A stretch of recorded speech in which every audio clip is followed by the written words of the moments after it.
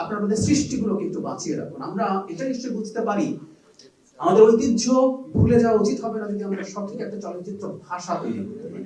আমরা অনেকেই যারা সিনেমার সাথে সরাসরি জড়িত মানুষ নই, তারাও ইরানিয়ান নিউ ওয়েভের কথা জানি, যেখানে খুব কম বাজেটে নিজস্ব একটা স্বতন্ত্র চলচ্চিত্র ভাষা তৈরি করে পৃথিবীকে জয় করেছিলেন তারা, এবং মারাত্মক রকম সীমাবদ্ধতার মধ্যে। ওটা যেহেতু খুবই রেস্ট্রিক্টেড একটা কান্ট্রি, সেখানে স্ক্রিপ্টিং থেকে শুরু করে শেষ পর্যন্ত নানা রকম রেস্ট্রিকশন আছে, কিন্তু নিজের ঐতিহ্যের দিকে তাকিয়ে সেটাকে সংরক্ষণ করে একটা ভিন্ন চলচ্চিত্র ভাষা তৈরি করা যায়, যেটা আসলে পৃথিবী জয় করে। একই কথা আমাদের কাছাকাছির কথা যদি বলি, কোরিয়ান ফিল্মের ক্ষেত্রে বলা যায়। সো আমরা এই আর্কাইভটা আমাদের এই জায়গাটায় সাহায্য করতে পারি, আমাদের ঐতিহ্য ধরে রাখা, আমাদের ভবিষ্যতে যেসব গবেষক আছেন, চলচ্চিত্র নির্মাতা আছেন, সেই নির্মাতারা এটা থেকে শিক্ষা নিয়ে আমাদের একটা স্বতন্ত্র চলচ্চিত্র ভাষা তৈরি হবে।